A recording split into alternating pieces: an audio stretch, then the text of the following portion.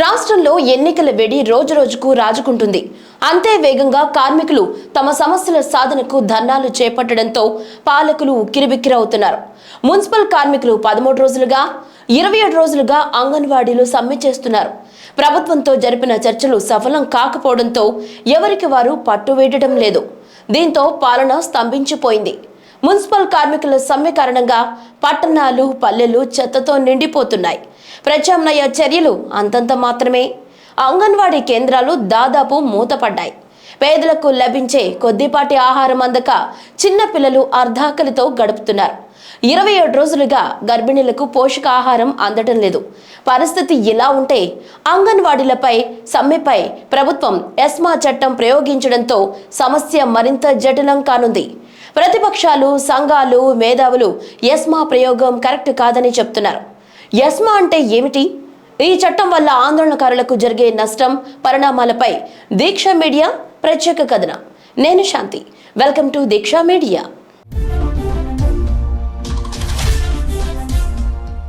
అంగన్వాడీల సమ్మెపై సర్కార్ ఎస్మా అస్త్రాన్ని ప్రయోగించింది.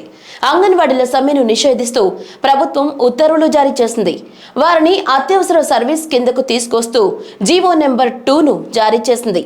6 నెలల పాటు సమ్మె నిషేధం విధిస్తూ నిర్ణయం తీసుకుంది.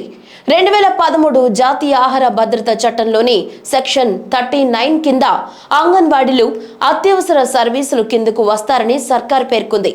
1971 అత్యవసర సేవల నిర్వహణ చట్టం కింద సమ్మెను నిషేధిస్తూ ఉత్తర్వులు జారీ చేసింది. ఎస్మా అనేది ఎసెన్షియల్ సర్వీసెస్ మెయింటెనెన్స్ యాక్ట్కు సంక్షిప్త రూపం.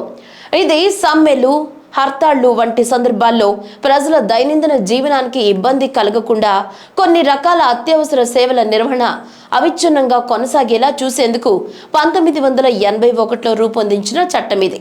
అత్యవసర సేవలు అందించే ఉద్యోగులు తమ విధులకు హాజరు కాకుండా ఆయా సేవలకు విఘాతం కలిగేలా సమ్మెలోకి దిగితే జనజీవనానికి ఇబ్బంది కలగకుండా చూసేందుకు ప్రభుత్వానికి ఈ చట్టాన్ని ప్రయోగించే అధికారం ఉంటుంది.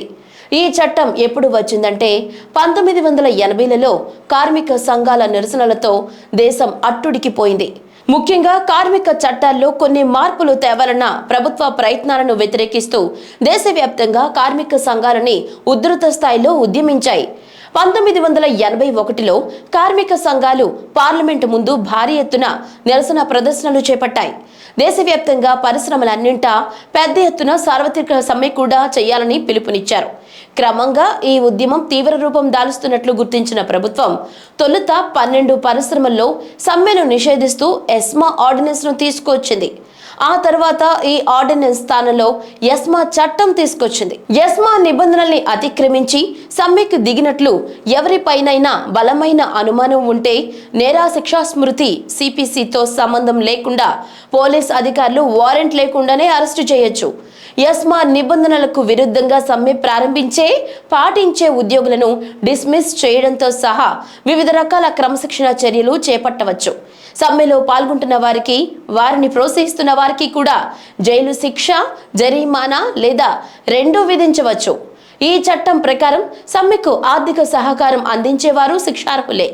ఇలా పలు కఠిన నిబంధనలు, శిక్షలు ఉన్నాయి.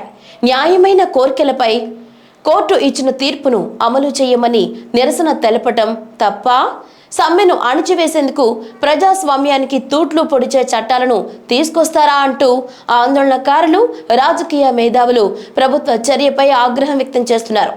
ఇది ఎన్నికల వేళ సమస్య పరిష్కారం అవుతుందా, మరింత జటిలమవుతుందో చూడాలి.